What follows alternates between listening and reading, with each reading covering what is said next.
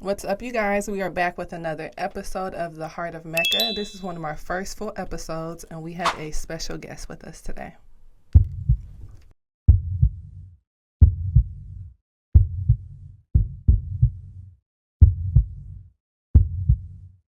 This is the heart of Mecca.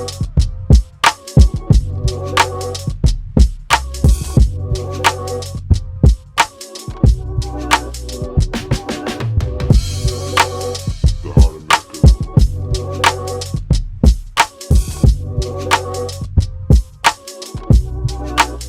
This is the heart of Mecca.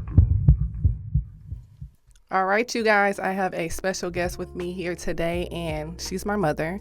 And we're going to get into some deep topics because she has been through a lot of different changes in these past few years. So let's introduce her. She's a nana, a friend, a sister, a aunt, and most of all, she is my mother. Her name is Michelle Rawls. Let's all welcome her. So, Mom, Yes. how has life been for you in these past few years? Because we both know that you had a lot of different health challenges that you've overcome, that you overcame. So you're here now. How are things for you? To me, things are great. And you're right, I've overcome quite a bit. It's very scary. Yeah. You know, I didn't know what God had in store for me. Yeah. My first stay in the hospital, I think it was 2023. Was it? No, Mom. I Yeah. think that was. No, No, that it the was. It first was one. 2023. You're right. Yes, Mhm. it was 2023. That was very scary for me. Yeah.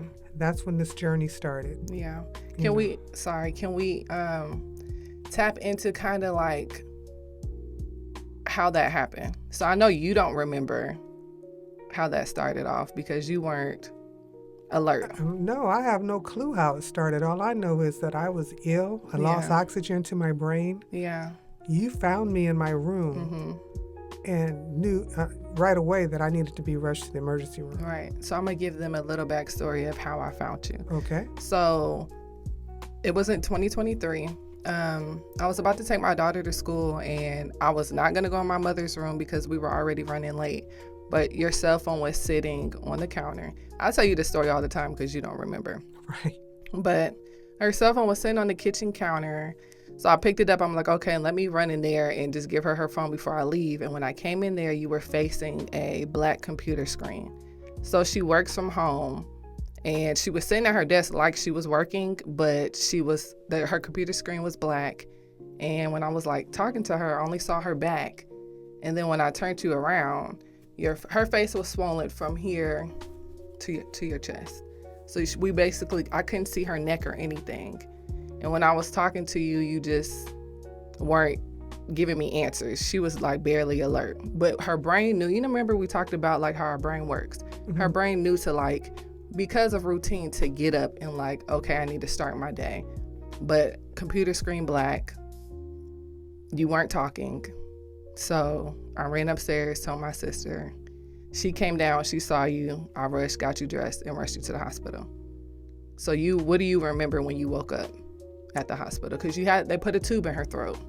Basically, her throat was closed up. I really don't remember anything. I don't remember getting there. Yeah, I know in you the don't car. remember that. Yeah. I don't remember anything. I just know they had my wrist tied up. So I was tied up to the bed, I guess, because I kept trying to take the tube out. Yeah, the my nurse throat. told me. So I have no memory of anything. Yeah. All I know is that when I started coming back, Yeah. I was like, because I was in the hospital for like 18 days. If that, it could have been more. Was it more than that? I think it was like 18 days. It could have been No, more because yeah. I had lost memory. Yeah. I didn't know what was going on. All I know is I felt like you and your sister Yeah. basically Yeah. had taken me Uh-huh. and tried to admit me somewhere, like you guys didn't want to have anything to do with your mom anymore. Yeah. And I was like, because it was my mental, I had lost oxygen, and I was like, where am I and You what's thought we going put you on? in like a place, like I didn't know where y'all put me, and I was like, this is so foul. And I was trying to write to you and talk she to was you. like and grabbing code pen and a everything. paper. She couldn't talk. No. She had a tube in her throat. Mind Right. you, I was there when they put the tube in. They had to do like an emergency surgery on her because she started losing oxygen to her brain rapidly. So they kicked me out of the room, cut all your clothes off, shoved the tube down your throat. I didn't get to sign anything because they were just trying to save your life. Right. And then they rushed you to a different Emory hospital, which I think was Emory University. They did an amazing job. It was a black doctor that like called the shots. She did an amazing job. Thank God for her. Yeah. But when you got to the hospital, you thought that we put you in like a crazy place because they had your hands tied. Yeah, I didn't know what was going on. I was like, what? And then I saw all these doctors. Yeah. With all these white coats on, just like staring at me. Yeah. And I'm sitting there tied up to the bed, not knowing what's going on. Yeah. Lost all oxygen to my brain. So my memory's gone. I'm looking at you like, and what's disbelief. going on? Yeah, you thought we dropped like, you off somewhere. Why would y'all do this to me? I'm such a loving mother. I'll do anything for anybody. Yeah. And I'm like, what are they doing to me? Yeah. You know? It was horrible. It was really horrible to the point where I was just like, this is so not cool. Yeah. You know, I gave my life to these two girls, and this is how they do me? Yeah, you were really like, you thought we did something. So that was the first time. Yes. So and mind you, I'm sorry, go ahead. No, I was just going to say that was in 2023. Yes. Then 2024, Four. we're at my granddaughter's honor program at her elementary school. And I had a stroke. she passed out in front of the whole school. Yes, I passed out. Had a stroke.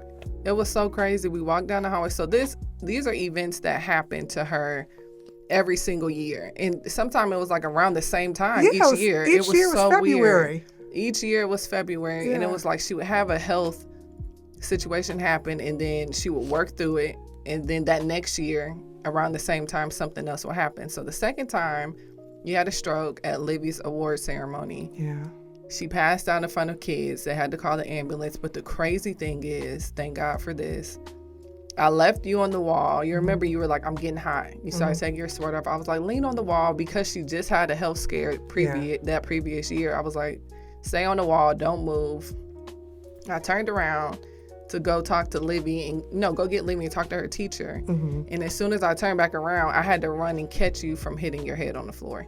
Like you just had a stroke and you just passed out. Yeah. You hit your mouth. Your mouth was bleeding.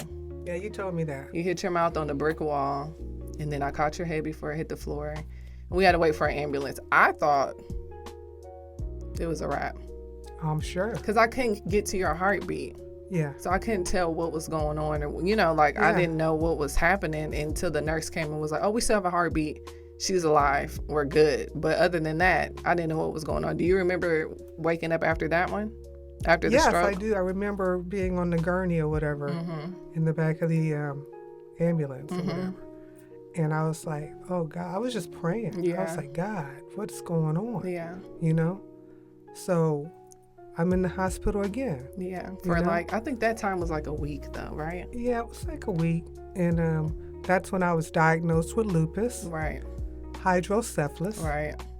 And I was like, oh my God. Yeah, they actually diagnosed you this time. Yeah, because I felt like I was basically a healthy person and I was getting ready to go into my 60s. Then. Hey, just good. You know what I mean? And then all this started happening.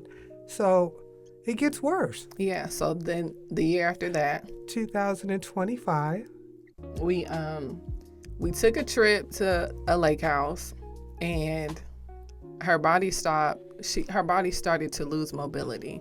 So while we're on this trip, I just remember of course we're still handling you with care because these past 2 years you had some health scares. So we get there and you're slowly starting to lose mobility and you weren't aware of it though. Of course not. That's how it happens. Yeah, I think you knew that your body was like super weak, but I don't think you're aware of what was going on. So the thing that scared me the most, losing mobility as in she would slide off the bed and she would wait until somebody came in the room and saw her off the bed. You weren't able to get up on your own. No. Yeah. So what made me be like, okay, we got to go and I got to take her to the hospital is when I walked by the room and you were laying completely flat on the floor with your head and I thought you passed out then because you weren't blinking, you weren't doing anything, you were just looking in the hallway. So I think you were just waiting for somebody to come. I was gone. Yeah, so you were waiting for somebody to come pick you up and get you. So once I came and got you, I had to have Sierra, which is my sister, help you up And then I was like, oh, we got to make it back home. So you remember what I did, though? Do you remember? You're tickled, but I did not remember. No. Okay. So my mom, she's a foodie. So when I packed you up for us to go back to Atlanta, we went to South Carolina. On our way back to Atlanta, you remember me taking you to all your food spots? No. We went to Cava. We went and got barbecue food because I knew you were about to go to the hospital. Right. So I was like, I want her to eat good. Yeah. And I want her to be in good spirits because if she knows that I'm about to take her to the hospital, she's going to be upset. But you know what's crazy? The whole time you lost, you're losing like some memory and mobility and all of these things slowly but surely. Yeah. You knew it was time to eat. Like you was like, I'm like, Mom, where you want to go? You was like, oh, take me to Cava and that barbecue joint right over there and give me a number 7. Like you knew exactly, you didn't forget any of that. So I had to make sure I fed you before I took you to the hospital. Yeah. You went to the hospital this time. And then this was like the biggest thing of all because you end up having brain surgery. Right. So what do you remember about that? I remember that I was just looking at you and your sister, Sierra, like, I'm going to choke these 2 girls out. Why did you think that That's we all I can remember. That's all I can remember is like, why are they doing this to me again, taking me somewhere? Because once again, I was losing oxygen to the brain. Yeah. And I'm like, here they go again, taking me. Why? You thought you just don't like the hospital. You thought I don't we were like just the dropping hospital. you off. I get no rest in the hospital. Yeah. My blood pressure is always sky high when I'm in the hospital. Yeah. Mm-hmm. Whenever I doze off, here they come trying to get blood. They're always doing something. Yeah. So yes, I do not like the hospital at all. So with that being said, this trip or whatever, I was just like, what's going on? But it was so necessary. I know it was necessary from what you're telling me. Me sliding off the bed, I'm laying on the floor looking at you guys waiting For on someone to someone help. to find me. Yeah. Because I wasn't screaming for anyone for help. Right. I was waiting till you guys discovered me on the floor or whatever. Right. So yes, I did need to go to the hospital. And it was so bad that they were like getting a room together anyway for the surgery. Yeah, you went automatically to the ICU. Yeah. And then that's when you had brain surgeries. They put in a temporary shunt while I was there. They did that in like 15 minutes. It was really quick. Okay. It was outside of the brain and we could see it and you saw like the blood in the bag. Right. So can you explain to the people what's hydrocephalus? Hydrocephalus basically is like when you have too much fluid on the brain and they have to release that fluid somehow or another. So with that being said, they have to install a shunt in your skull. I have mine installed up here. Yeah.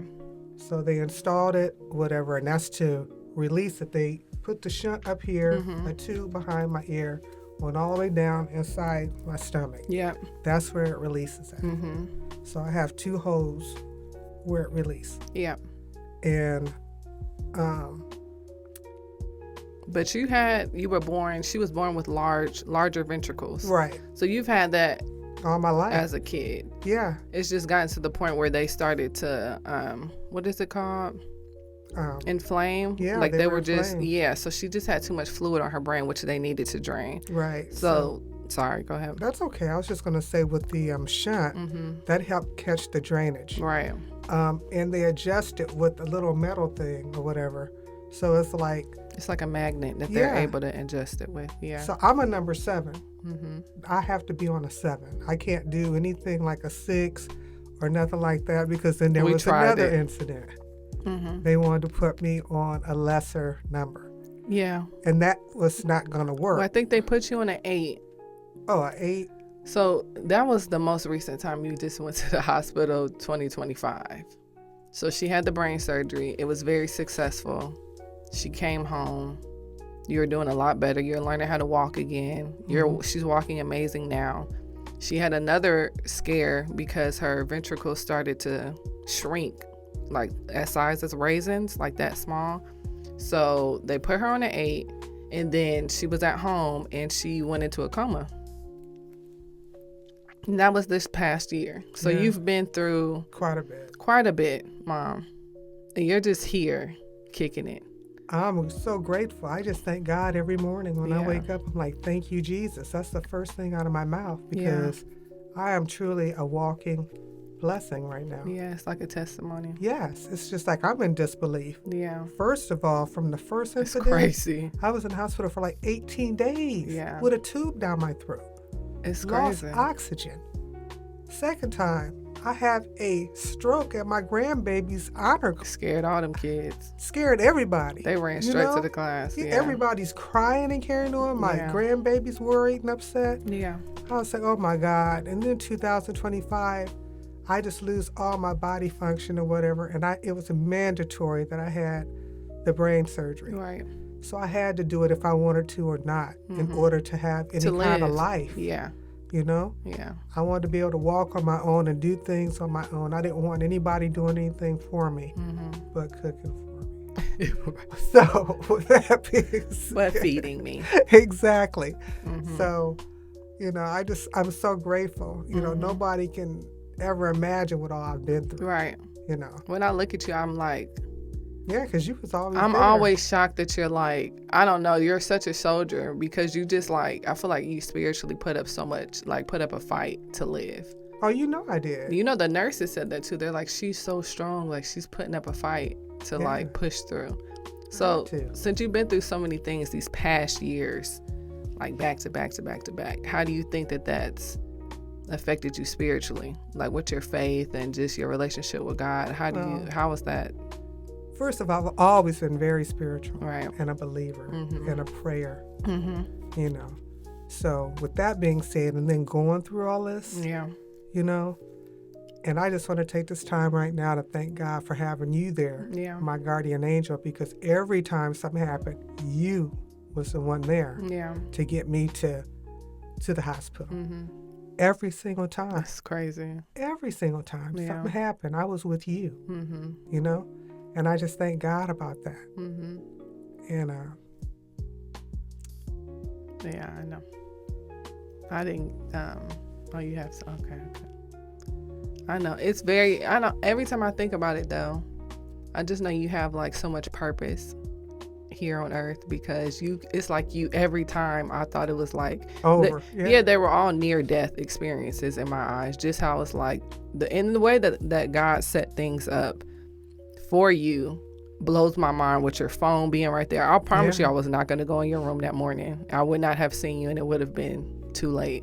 Yeah. But that being right there, I'm like, let me bring her phone. Just certain things that happened. And then seeing you just walk and like I turn around and you just in the kitchen cooking. It's just mind blowing to me.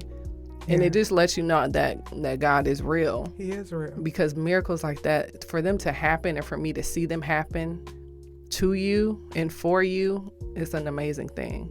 Yeah. So I know talking to you that, I mean, I know you've always been a praying woman. I know you've always believed in God, but I do feel like over time your relationship has gotten a lot stronger. Definitely. Because, you know, when I came out of the hospital the very first time in 2023, Yeah. I had to just really thank God. Mm-hmm. I mean, because that was so scary. Mm-hmm. I was like, I know I should not be here. Yeah. I know I shouldn't be here. Mm-hmm. But I made it. Mm-hmm. And I was like, what is my purpose? Yeah. You know? Like I said, I'm here. So I just thank God so much for that because he pushed me through, Yeah. you know? When I didn't know what was going on or that you and Sierra would set me up or whatever the case may be, God had me the whole time, Yeah. you know? Because I was like, what's going on here? I was looking at folks in the hospital, like doctors and stuff. I was like, wait a minute, I seen them on HBO. Yeah, no, you literally caught me I'm whispering. serious. Like you were like, Like, Mecca, please come get me. Yeah. Like, yeah, you thought, you know. I was so serious. Mm-hmm. You know, that's when I was like paranoid for real. Yeah. But it's, I really mean, was. you're on medication on top of not Yeah. knowing mentally what's going And all on. I saw was white coats. It was my room stayed filled with doctors, Mm-hmm. you know.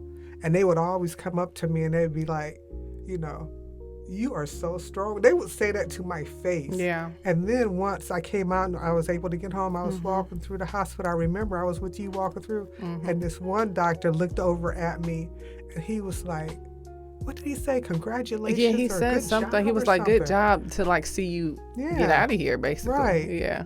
Because everybody was like rooting for me. They 'Cause I were. was so close to death then. You know what? You remember I told you that the first time we were at Emory and they kicked me out of the room so they could do that emergency tube down your throat. Every nurse that walked by laid their hands on me and they were like, just say a prayer. Just say a prayer. Thank God she's going to be fine. Because I was crying. Like, I really thought, I think every time I thought it was going to be like something horrible because I've never experienced these type of things before. Right. But every nurse that walked by, like, laid their hands on me and they were like, just say a prayer. God got you. Every single nurse. That's why I love Emory. Like, anytime something happens to you, I will drive however far just to get you to Emory. Yeah. We've talked a lot about your health over the years, and you're sitting here, you're extremely healthy. You're able to get up and cook your own food when you want to. Right. You pick and choose when you want to do that. Right. Your walking's amazing. You're just doing 100% better. Praise God. So since you're like active now, you're in a different space, you know, how do you feel about dating from where you're at right now? I feel pretty good about dating. You know, all the type of dating that your mom wants to do. Right. Let's talk about that. Basically, it's just have a companion, someone to just have a sense of humor and laugh. Because I'm really silly at times. You know that. Yeah.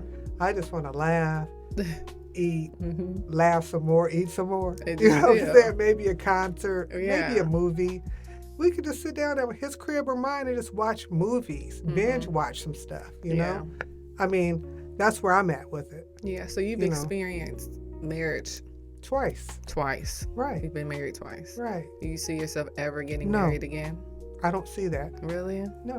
Why not? Been there, done that.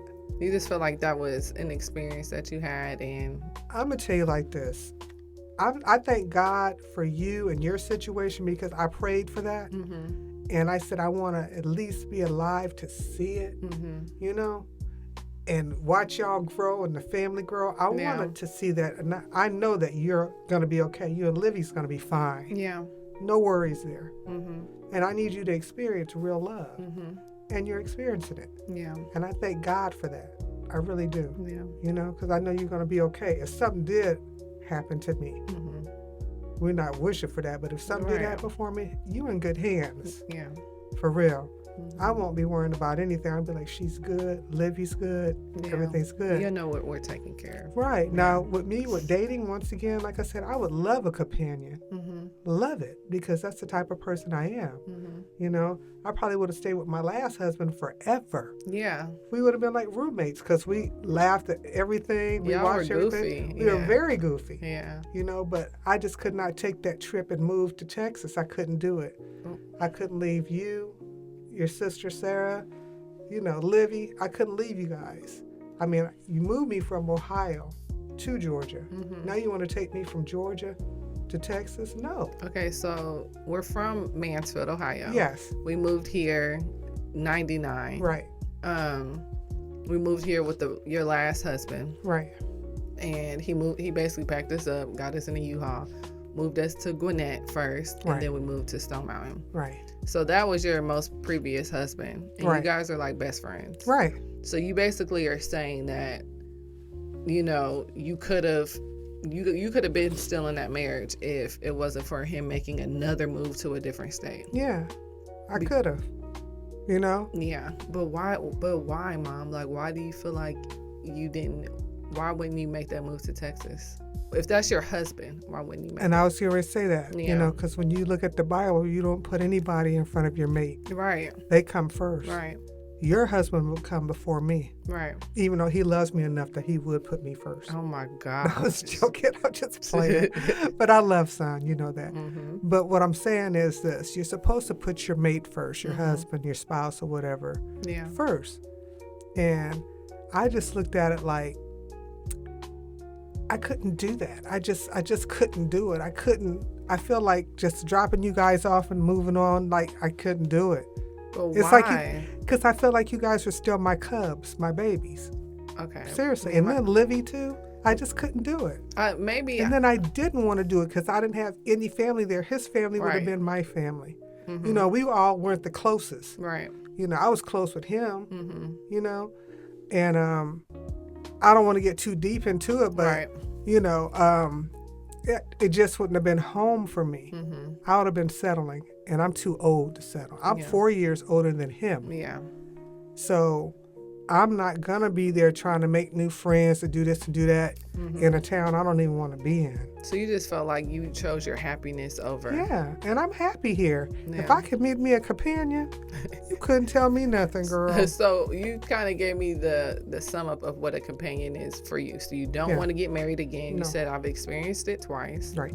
So you just want like a really good friend. You want a male friend. I want a friend, a male friend, a straight male friend. Right. A real male. A real friend. male man friend. But okay, so my question is, because we mentioned you're at where you are in age, do you want to eventually move in with this male friend? Do you want to build a life with them? No, I do not want to move in with no male man at all.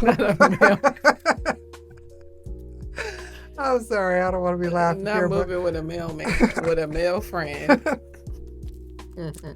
No, I do not want to move in with a male friend. Right. I do not. You just want an actual friend. Right, because if I've been married twice. So when you move in with somebody or whatever, there comes some duties and responsibilities that you're not trying to do. That I've done twice already. I get what you're saying. And I'm not trying to do, and I'm still healing. And I'm not exactly where I want to be at in my healing. Like health-wise? Yeah, I'm not. I'm still trying to heal and get there, And like I had the brain surgery just in June. Last year. Of 25. Right. You're still in the healing phase so of I'm that. still healing from that, and I can feel it that I'm still healing. We talked about that, which is crazy. Yeah. So, no. You're just not in the space. Right. Mentally I'm not. and physically. So what if, this is just a what if. What if you meet an amazing man, he's older, she likes older men. I do. That are older than her. Yes. So you meet an older man that's in the space where he's saying, like, we're both of age, we like each other, good friend, you guys laugh, you can hang out, you can trust him, he can trust you. Would you not like step out on faith and build with him? So you guys don't get married, because that's not something you're looking for because you've experienced it. Right. But would you step out on faith and say, hey, like, let's build a life with each other just so you can grow old with somebody? Like, that's awesome, and that's the whole purpose of a relationship. Right. Is to have that someone special to grow old with. Right. No one should be alone. Right. No one should be alone. Right. I repeat, no one should be alone. Right. And I consider myself a loving person, a sane person, and I want to fall in love as well. But I don't want to, how do I put it, give up my freedom and move in with somebody, or they move in with me. I don't want to do any of that. I want to be able to say, oh, you want me to come over your house, we binge watch this weekend? You want your own place. Yeah, I need my own place. Your own space. Yeah. You know what I'm saying? Just to have that home just for my girls in case you guys need it or something, Right, Mom, but I mean, I always think about you guys first. I get that, though. I always do. As a mom, and I know y'all gonna be great. Everything's good. Right. That's a whole nother topic. Mom. But you know what? We gotta have this house. You know what I'm saying? No, I think you should always keep your home. I'm not ever telling anybody to just sell property. Yeah, That's not what I'm telling you to do. I think you should keep your property and keep that in the family always. That's not what I'm saying. I get that. Yeah, I'm not but it saying takes that. funds to keep it in the family. But yeah, that means somebody will live here, or you rent it out, but you don't just sell your property. No, I'm not doing that, because we need this to fall back on in case someone's homeless or needs somewhere to stay. Something extreme happens. Something happens. This is our home. Yeah, but that's not what I want you to do. I want you to always keep your home. Yeah, me too. So I understand. So you're basically saying we live in two separate homes. We're best friends. We're companions, but we have our own space. There's women out there. I've heard a lot of women say that they want their own home. Yeah, and you know what? Their relationships or marriages work better that way. Some do, because they just don't. Right, they miss them. Yeah, they miss them. And like I said, I can go over his house and we can binge watch movies or whatever. And eat. Yeah, and eat, of course. Just eat. He can come over here, we can binge watch and eat and do the same thing. Take a little trip and you just want to go home. That's it. I just really want a good friend. That's it. I understand that. I think you're in a good place. Yeah. Mom. I think your health is doing amazing. Thank you. I think you're doing pretty good. Why, thank you. I think you're eating healthier. Okay, Oh, so yeah. last thing I want to touch on Okay. is how you've been turning your health around. I do want to talk about that because I think you're doing a lot better. We've changed your diet a few times. Yes. When it's come to like the dairy, you do no dairy as much. You still get a little pizza every now and then. We order you a little food on the side that we're not going to talk about too much. But you do no dairy most of the time. Right. You try not to do fried foods. Right. I've been doing pescatarian diet. You've fell into that as well. You don't eat too much unless I'm cooking it, whatever. I like a lot of ground turkey. Some baked chicken. Right. Or salmon. Right now, what are you doing with your diet? What can you tell the people that they should kind of change in their diet to get their health on the right track? Because your health is doing a lot better. For one, if you have high blood pressure, throw those pills away. Right. Get you some beet juice. Drink beet juice. Right. Also, get you a juicer and drink juices. Yeah, because we juice. Yeah, I love celery and pineapple. No, we do celery, pineapple, and cucumber and ginger all in one juice. Yes. Yep. I love juices. And my daughter, Mecca, keeps my juices on point. So I drink juices. Then I also take oregano every other day. Oil of oregano, yes. Right, oil of oregano. And I'll take soursop. Yeah.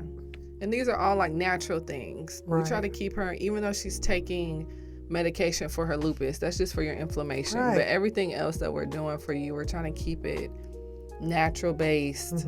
You haven't had blood pressure medicine at all. No.